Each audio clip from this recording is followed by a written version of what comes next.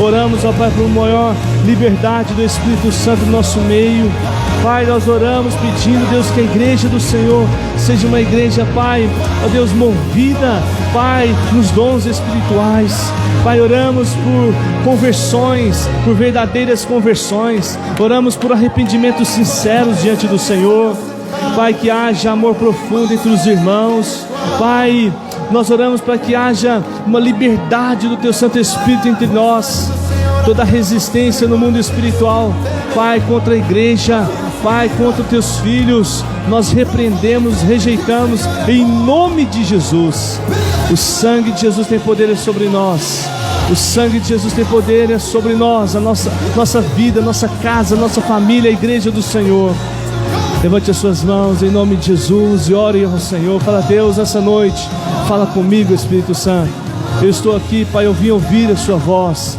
Eu quero, Pai, ser ministrado pela tua palavra. Fala com o Senhor, querido. Fala, Deus, fala o meu coração. Deus, que o meu coração seja terra fértil para ouvir tua voz.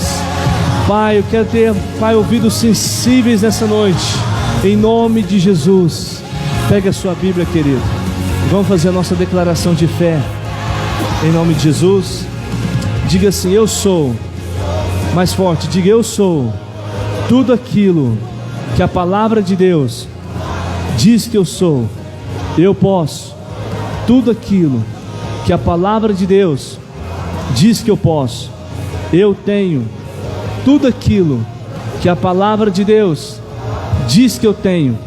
O meu coração está aberto, a minha mente está alerta para receber a poderosa, viva e eficaz palavra de Deus.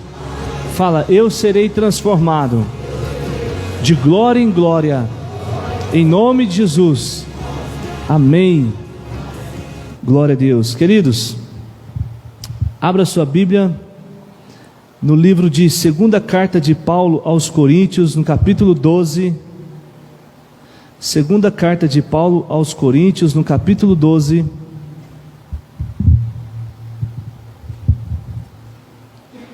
No verso 15. Segunda carta de Paulo aos Coríntios, capítulo 12, verso 15.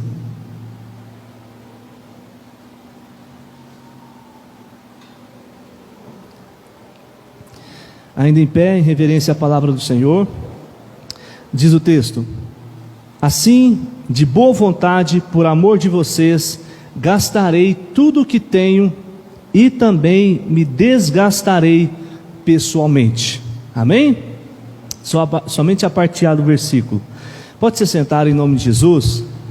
Hoje eu quero compartilhar com os irmãos uma palavra que o Senhor falou comigo e ainda está falando nesse final de ano, nessa semana, para esse final de ano. E eu acredito que essa palavra nós vamos estar compartilhando em duas partes. Hoje eu quero falar a primeira. Eu creio que é uma palavra que vai te abençoar muito. Amém, irmãos? Bom, nós estamos nos últimos dias do ano de 2020, não é verdade, irmãos? Você já parou para pensar? Já são os últimos dias, faltam apenas 11 dias para finalizar o ano. Houve aquelas pessoas que talvez pensaram, depois do que nós enfrentamos esse ano, que o mundo acabaria com esse vírus, né? Tantas pessoas morrendo, tantas coisas acontecendo. Talvez até passou pela sua cabeça, né? E se eu pegar esse vírus, como é que vai ser? Será que eu vou morrer? Não sei se você pensa isso, ou passou isso pela sua mente, né? Sua família, filhos, todas as pessoas que você ama. Mas nada disso aconteceu, amém, irmãos? Glória a Deus. Eu acredito que aqui ninguém foi contaminado, né? E se foi, já está curado, né, irmãos? Amém? Nós estamos aqui firmes, né? Estamos de pé e estamos vencendo dia a dia, amém, irmãos? Estamos vencendo dia a dia para a glória do Senhor. Mas, queridos, a vida ela continua, né? Com muita dificuldade ainda, com muitas barreiras, muitas lutas, muitas situações para ser resolvidas, mas a vida não para e nós vamos rompendo diariamente, semanalmente, mês a mês. Amém, irmãos? E essa palavra que eu quero compartilhar com os irmãos tem como tema: não desperdice a sua vida. Amém? Você que gosta de anotar, não desperdice a sua vida. Deus está falando muito comigo sobre isso, irmãos, sabe? A verdade, queridos, é que nós estamos em mais um final de ano, não é? Mais um final de ano que nós estamos vencendo. Os tempos estão passando. Talvez algumas pessoas diriam assim: não, pastor, estão voando, de tão rápido que as coisas estão acontecendo, estão passando. Parece que nós comemoramos o Natal há poucos dias atrás, né? Poucos meses atrás já estamos comemorando de novo. Antigamente o Natal demorava a chegar. Hoje parece que rápido, já chega Natal após Natal. E pode parecer repetitivo, né? Mas a pergunta é: qual a sua expectativa, né? O que você espera? Como serão os seus últimos dias desse ano de 2020? Se alguém te perguntar: e aí, o que você está esperando para esses últimos dias do ano 2020? Ou então a pessoa te perguntar: qual a sua expectativa para 2021? Alguém te pergunta, e aí o que você diria para essa pessoa? Talvez algumas pessoas poderiam dizer assim: ah, pastor, não sei não, eu estou meio perdido ainda, até agora não entendi, essas coisas estão acontecendo, tanta coisa acontecendo, não é? Eu não sei como que vai ser, eu não estou programando nada na minha vida. Outros talvez estão na fé, né? Não, eu acredito que Deus está comigo o tempo todo, eu creio que o Senhor está sempre no controle de tudo, nada foge do controle das mãos do Senhor, né? Pode ser que alguém esteja agindo assim pela fé, esteja com grande expectativa para 2021, né? Outros pode ser que estejam sonhando, né? 2021 vai ser o melhor ano da sua vida, e essa pessoa esteja planejando, né? Enfim, né? As respostas podem ser variadas, né? Porque cada um pode estar vivendo algo particular em Deus, não é verdade, irmãos?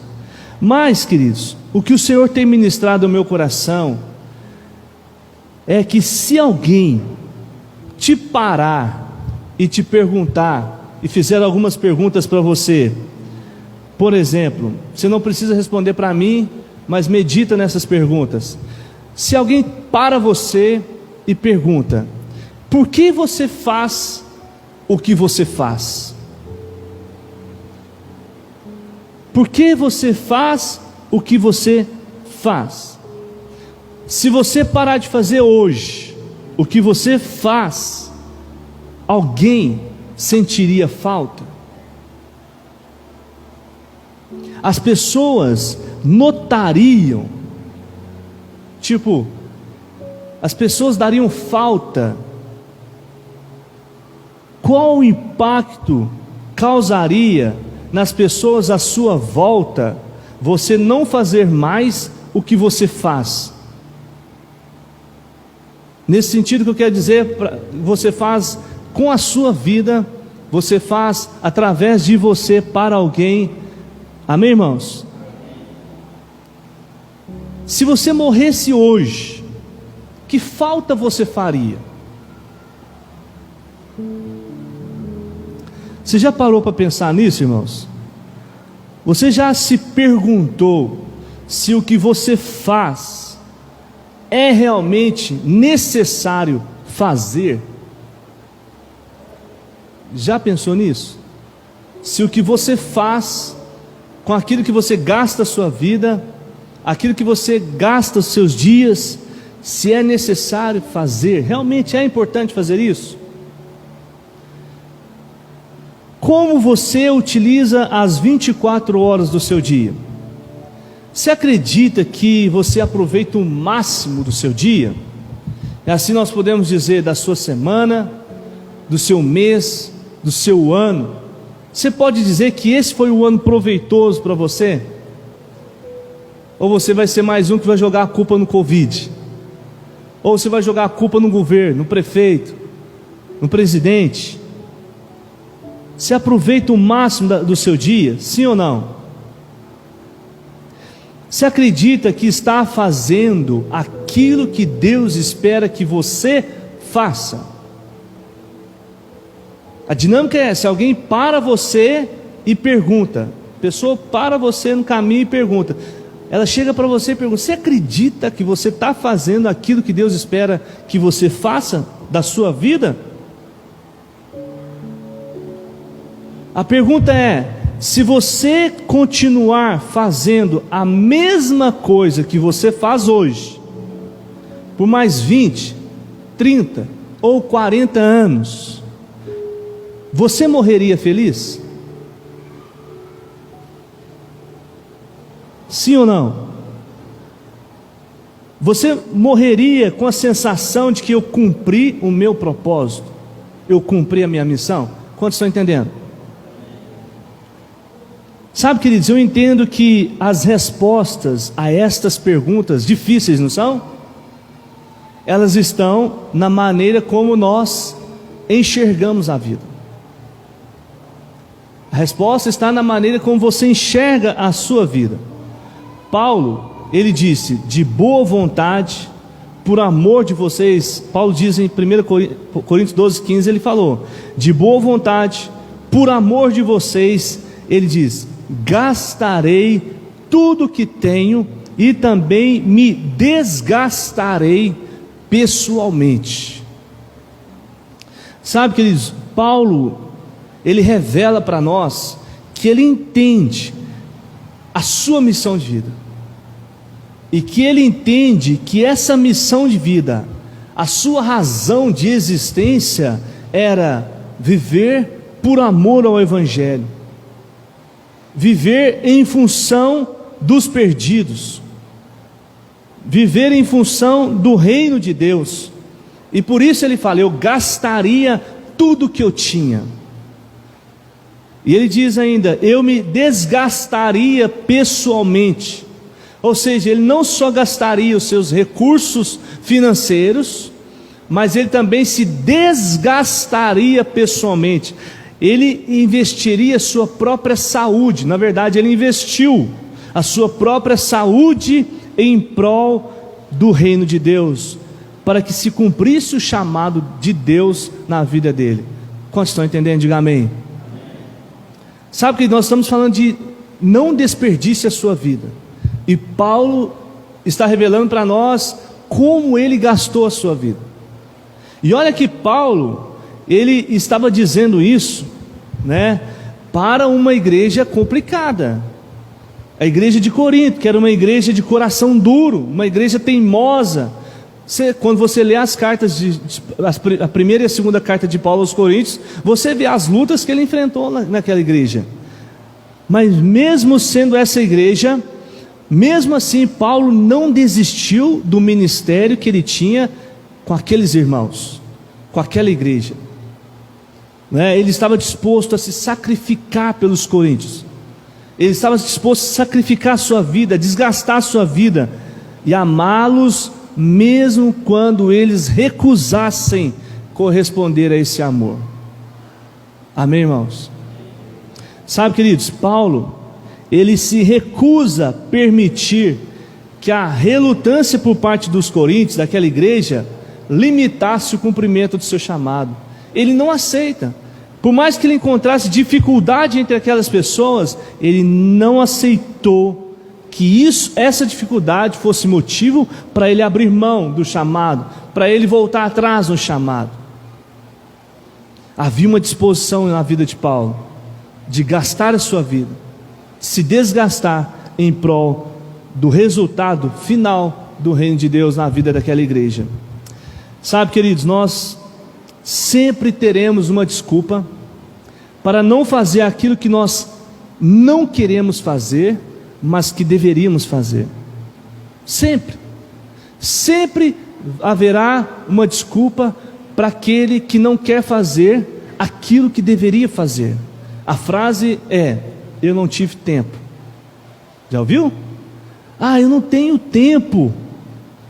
Na verdade, tempo teve, mas algo roubou esse tempo.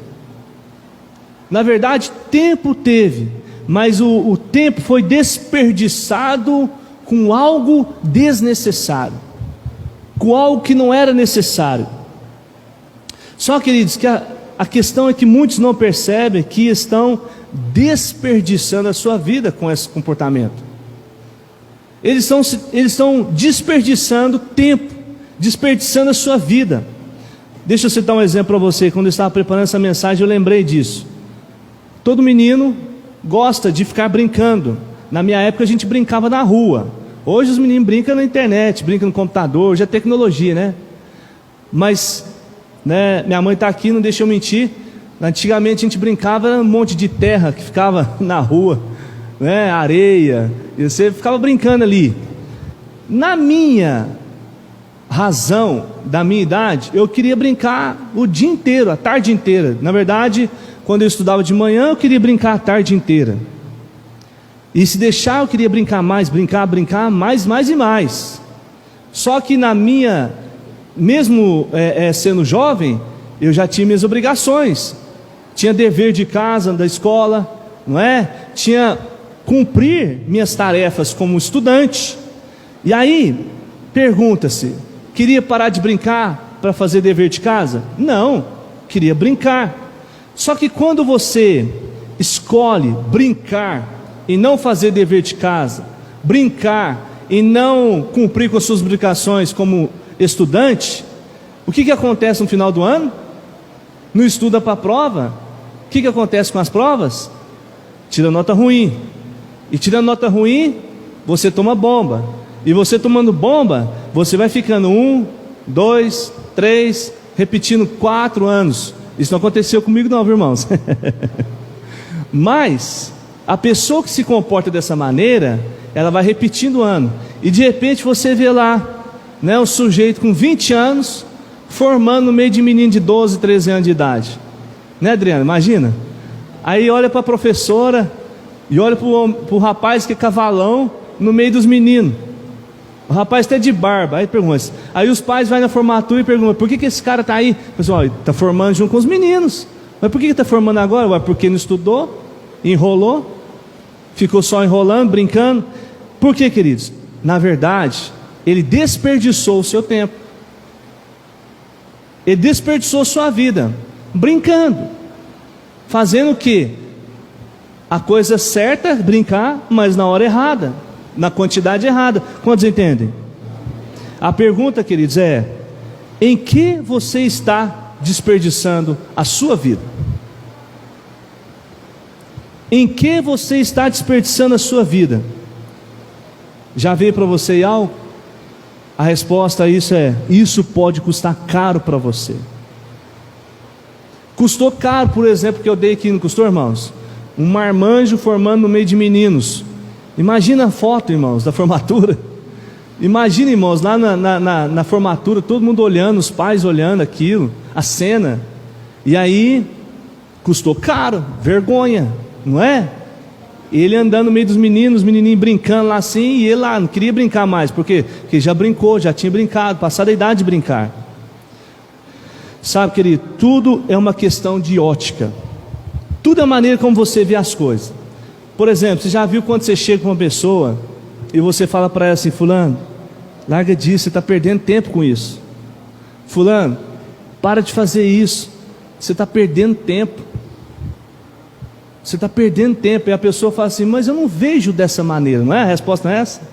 Eu não vejo assim, eu não acho que eu estou perdendo tempo. E ela continua insistindo naquela coisa. E quando ela percebe, ela perdeu dias, meses, anos da vida dela insistindo numa coisa que ela não deveria insistir. Quantos estão entendendo? Tudo é uma questão de ótica. A pessoa às vezes não consegue ver que ela está desperdiçando a vida dela.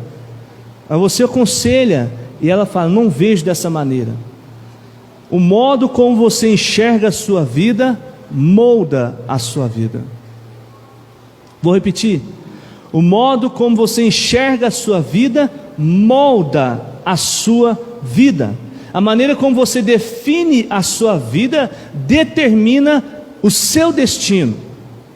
A sua definição de vida determina aonde você vai chegar, até onde você irá. A sua perspectiva de vida influencia diretamente, sabe, em que? Como você vai gastar o seu tempo, Em que você vai investir o seu tempo? Como você vai gastar o dinheiro que você tem, os dons, talentos que você tem? E outra, a sua perspectiva de vida vai te levar a valorizar os relacionamentos que você tem. Você será seletivo, irmãos. Você vai entender que existem pessoas que devem caminhar com você, existem pessoas que não adianta, que são âncoras, que não devem caminhar com você. Por quê? São pessoas que te puxam para trás. Quantos estão entendendo? Então nós vamos orar, irmãos, para Deus mudar a nossa ótica, corrigir a nossa ótica, a maneira como nós vemos a vida. Então a resposta à pergunta, em que você está desperdiçando a sua vida, talvez esteja numa outra pergunta: como você enxerga a vida? Como você enxerga a vida no âmbito geral? Algumas pessoas poderiam dizer assim: pastor, a vida é como uma montanha russa. Tem dia que você está subindo devagarzinho, a coisa está bem devagar, está quase parando, mas de repente você termina de subir, de repente vai embora, embala. A vida, pastor, é como um quebra-cabeça, cheio de, enigmas, cheio de situações embaraçosas. A vida é uma jornada, a vida é um carrossel, cheio de altos e baixos. Um dia você está lá em cima, outro dia você está lá embaixo, outro dia você está lá em cima de novo. E quando você está lá em cima, você não pode humilhar os que estão de baixo, porque um dia você vai estar lá embaixo, apesar dos que estão lá em cima. Já viu esses argumentos? A vida é um jogo de cartas. Você tem que jogar conforme as cartas que te dão. Não é assim que as pessoas falam? A imagem que você tem da vida é a sua metáfora de vida. O que quer dizer isso? A sua visão da vida, a visão que você tem da vida em si, seja ela consciente ou inconsciente, é como a vida funciona para você. É como ela funciona para você, e mais, é o que você espera dela. Por exemplo, a pessoa que tem a visão da vida ser um carrossel cheio de altos e baixos, conversa com essa pessoa para você ver. Ela enxerga a vida dessa maneira. É o que ela espera da vida para ela. Ela espera que um dia vai estar lá em cima, mas ela espera também que um dia vai estar lá embaixo. Seja consciente ou inconsciente, ela se programa para aquilo. E ela é cheia de argumentos. Você conversa com a pessoa, você tenta derrubar esses argumentos nela, fala: não, fulano, mas não é assim não. Que isso, cheio de altos e baixos? São suas decisões, suas escolhas é que vão fazer que vão trazer os resultados da sua vida. Não quer dizer que amanhã você vai estar lá em cima e depois na terça você vai estar lá embaixo, não. Não necessariamente dessa maneira.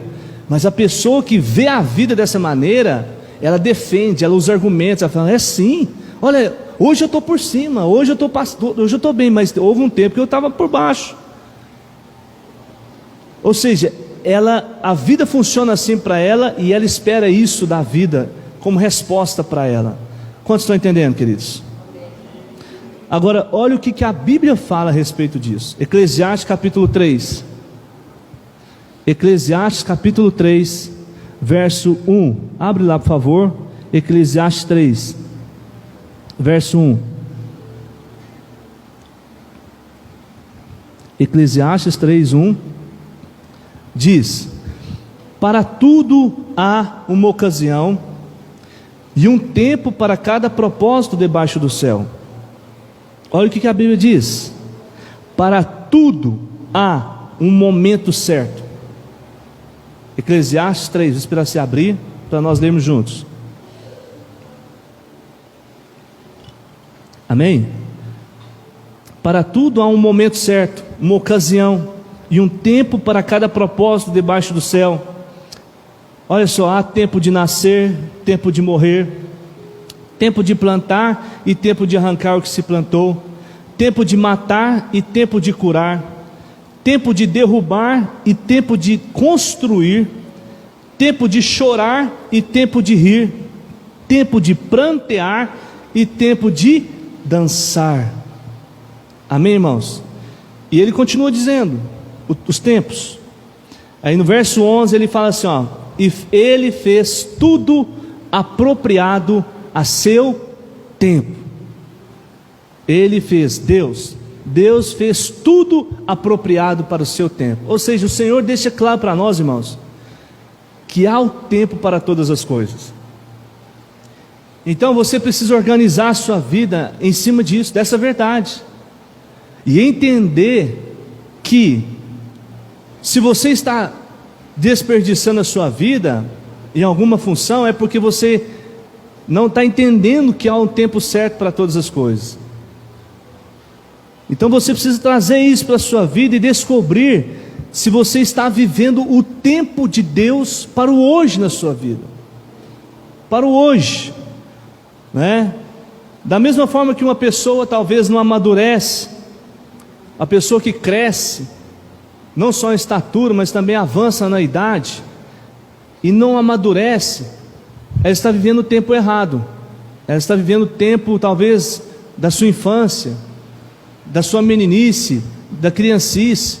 Então nós temos que corrigir isso em nós, porque nós vamos perdendo tempo, as pessoas vão perdendo tempo, o tempo vai passando, e ela está desperdiçando a sua vida.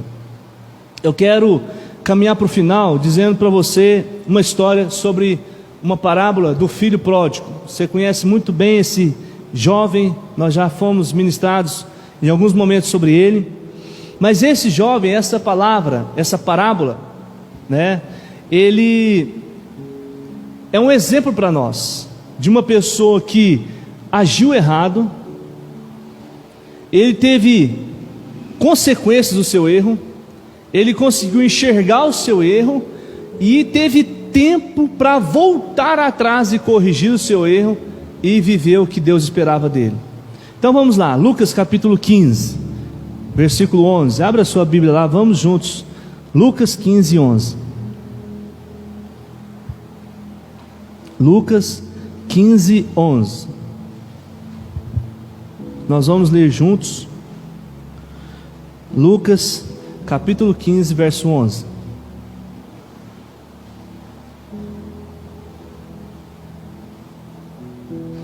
Todos acharam?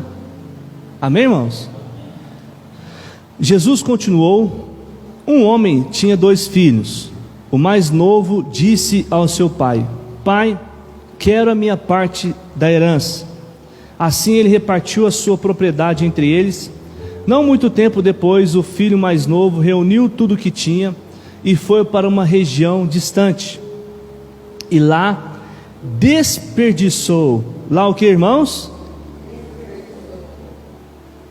Os seus bens, vivendo irresponsavelmente. Então a Bíblia está falando de um jovem, de uma família normal, uma família comum. A Bíblia diz que ele era o mais novo. O mais novo, ele toma a decisão, ele chega para o seu pai e pede parte da herança. A pergunta é, queridos, ele sendo o mais novo, era tempo dele receber parte da herança, sim ou não? Então ele recebe, ele pede isso e o pai atende, o pai dá a herança para ele. E aí, quando ele recebe essa herança, o que ele faz? Ele pega a sua herança, e diz a palavra que ele parte para uma região distante. Por que não era o momento dele receber herança? Porque quando é que a gente recebe herança, irmãos? Quando os nossos pais, né, vão para outra vida, né? Quando eles falecem, e aí eles deixam herança para os filhos. Então entende-se que o tempo para o filho alcançar a maturidade, para saber o que fazer com a herança, é o tempo de vida de seus pais. Uma vez que o filho pede isso antes, significa que ele não está pronto para isso, né? Não há maturidade, não há estrutura. E aí, irmãos, a pergunta é: ele tinha responsabilidade para administrar essa herança que ele recebeu do seu pai? Sim ou não? Então, ele sai da sua casa, vai para esse lugar distante. O filho mais novo, diz a palavra. Sendo ele o mais novo, era o tempo dele sair da sua casa? Sim ou não? Eram 2 irmãos, ele era o mais novo. Não era o momento dele sair de casa. E qual que foi o resultado? Diz a palavra que ele desperdiçou os seus bens vivendo irresponsavelmente. O resultado foi: desperdiçou os seus bens vivendo irresponsavelmente. Vamos ler juntos, verso 14. Depois de ter gasto tudo, houve uma grande fome em toda aquela região, e ele começou a passar necessidade. Por isso foi empregar-se com um dos cidadãos daquela região, que o mandou para o seu campo a fim de cuidar de porcos. Ele desejava encher o estômago com as vagens de alfarrobeira que os porcos comiam, mas ninguém lhe dava nada. O resultado dele desperdiçar os seus bens foi o quê?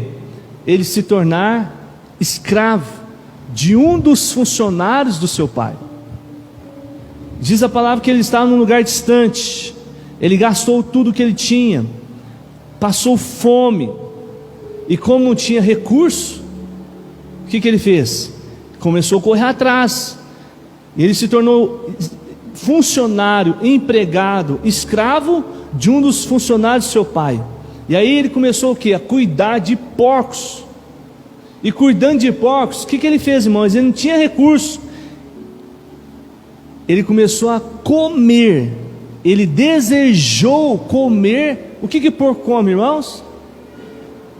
Lavagem. Foi isso. Aqui está bonito, né? Vagens de alfarrobeira, né? É lavagem, não é resto de comida. Então, ele, naquela situação, esse foi o preço por viver uma vida irresponsavelmente, desperdiçar a sua vida irresponsavelmente, não é? Esse foi o preço por não entender o tempo de Deus, por querer precipitar o tempo de Deus. Eclesiastes fala: há um tempo para todas as coisas. Amém, irmãos? Verso 17: caindo em si, ele disse: quantos empregados de meu pai têm comida de sobra, e eu aqui morrendo de fome? Eu me porei a caminho e voltarei para o meu pai, e lhe direi: pai, pequei contra o céu e contra ti, não sou mais digno de ser chamado teu filho, trata-me como um dos teus empregados.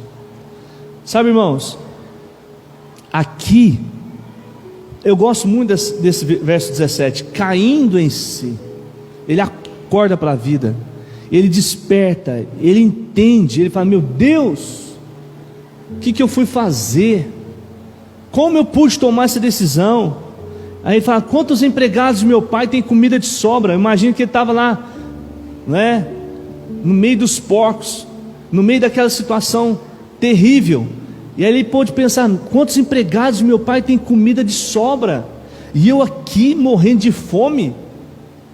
Eu vou corrigir minha vida, eu vou voltar para a casa do meu pai, eu vou confessar para ele: pai, eu pequei contra o Senhor, eu não sou mais digno de ser seu filho, mas olha, eu já peguei a parte que eu tinha em herança, mas eu quero simplesmente ter aquilo que um dos teus empregados tem. Sabe, irmãos, esse é o momento que ele acorda para a vida, esse é o momento que ele entende que ele estava o quê? Fora do propósito de Deus, fora do tempo do Pai, fora da rota do Pai. Ele enxerga isso, ele enxerga que ele desperdiçou a sua vida, ele enxerga que ele desperdiçou não só a sua herança, o dinheiro em si, mas a sua vida. Como? Vivendo longe das intenções que o Pai tinha para ele. Amém, irmãos? Tudo que ele estava vivendo naquele momento, por mais que parecia ser interessante, por causa da sua independência financeira, por causa da sua liberdade, por ser livre, por poder fazer o que ele quisesse fazer, ele saiu de casa, ele estava livre, não foi o suficiente para poder corrigir o erro de desperdiçar a sua vida. Ele teve o resultado, ele teve consequência.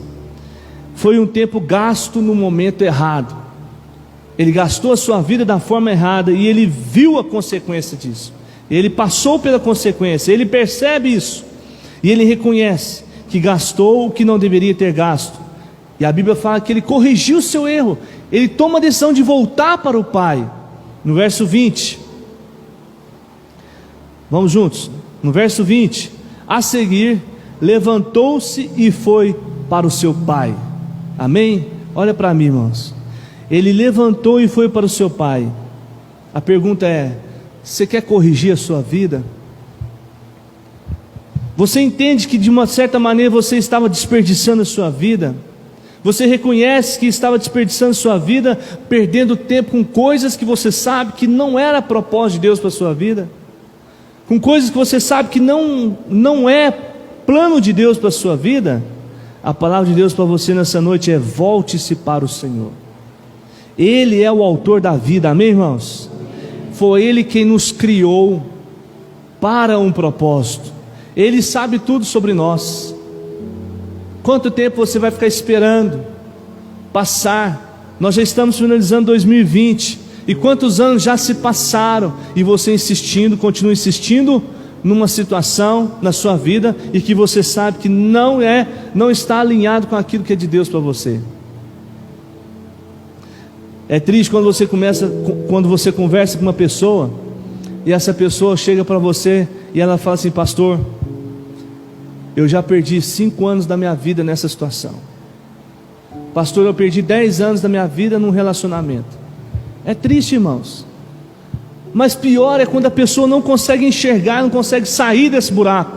Ela não consegue sair dessa situação. Aquele jovem, ele percebeu e ele voltou para o seu pai, porque ele sabia que o pai dele tinha um caminho certo para ele, que aquele momento, a idade que ele tinha, era tempo dele estar dentro da casa do seu pai, e não vivendo de forma irresponsável. Amém, irmãos? As respostas, as perguntas que nós fizemos no início do culto, elas estão em Deus.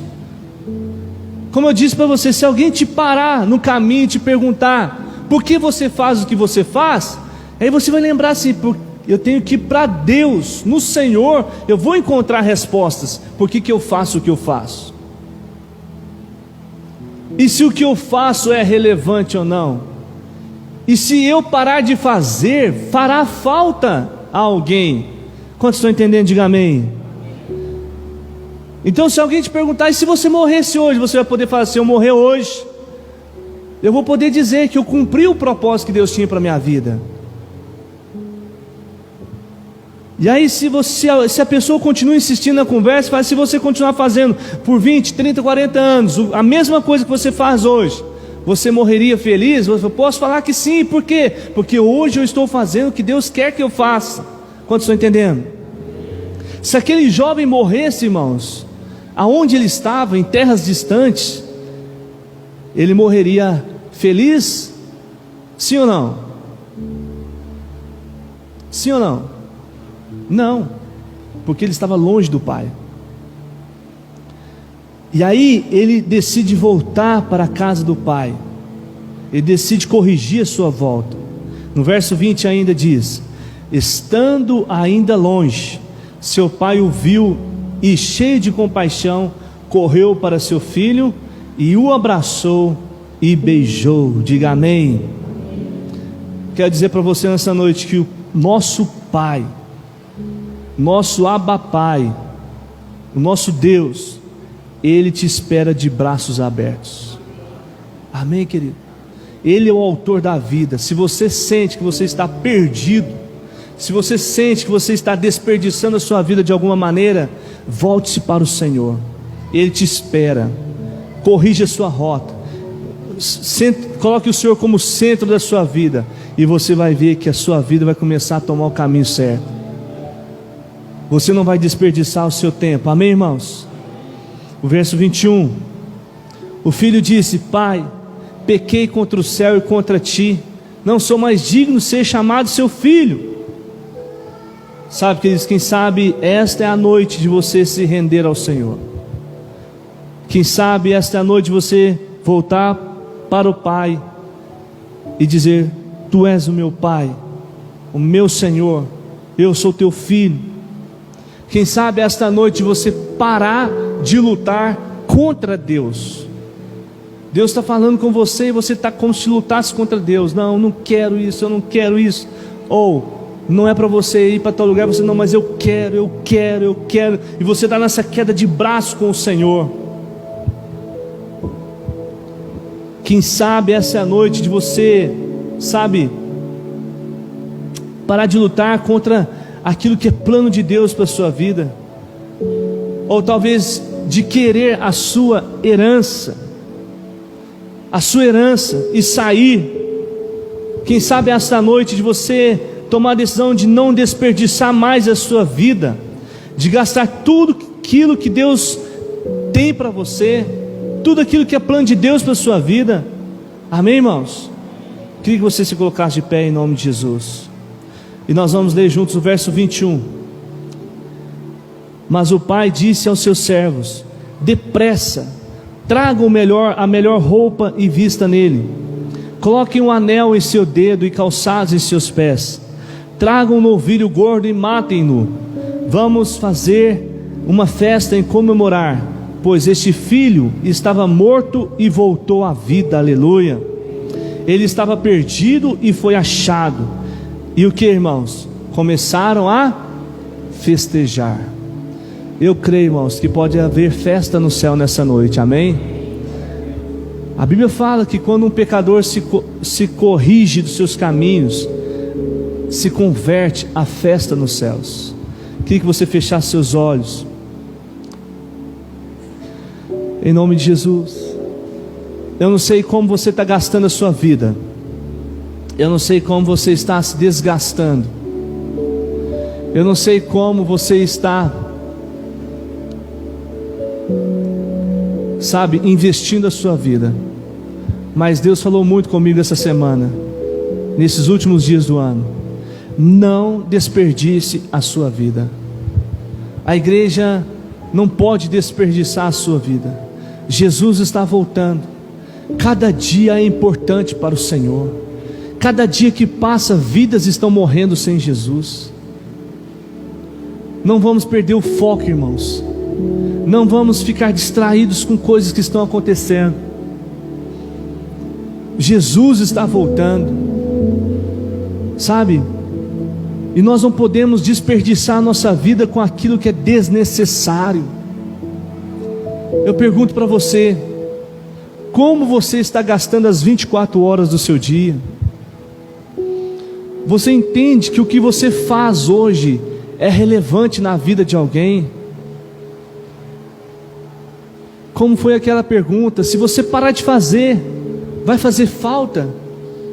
Eles vão notar a sua falta, a sua ausência? Em nome de Jesus, que nós possamos tomar a decisão de aproveitar ao máximo as 24 horas do nosso dia, os nossos dias na semana, o nosso mês e o nosso ano. 2021, irmãos, poderá ser um ano incrível a partir do momento em que nós encararmos a vida como ela deve ser encarada. Amém, irmãos? Peça ao Senhor para mudar a sua ótica da vida agora. Tem pessoas que enxergam a vida como uma brincadeira, então ele brinca em todos os momentos. Tem pessoas que enxergam a vida como uma injustiça, então em todo momento ela se sente injustiçada, e ela espera injustiça da vida também. Que você possa colocar agora os olhos, usar a ótica de Deus para a sua vida. Há um plano de Deus para a sua vida. Nada acontece por acaso. Deus tem um propósito na sua vida. Você nasceu para um fim. Você não é um relógio programado. Deus tem um plano. Deus tem um plano em você e através de você. Em nome de Jesus. Diga amém. Nós vamos ouvir uma canção. E eu quero que você deixe o Espírito Santo ministrar.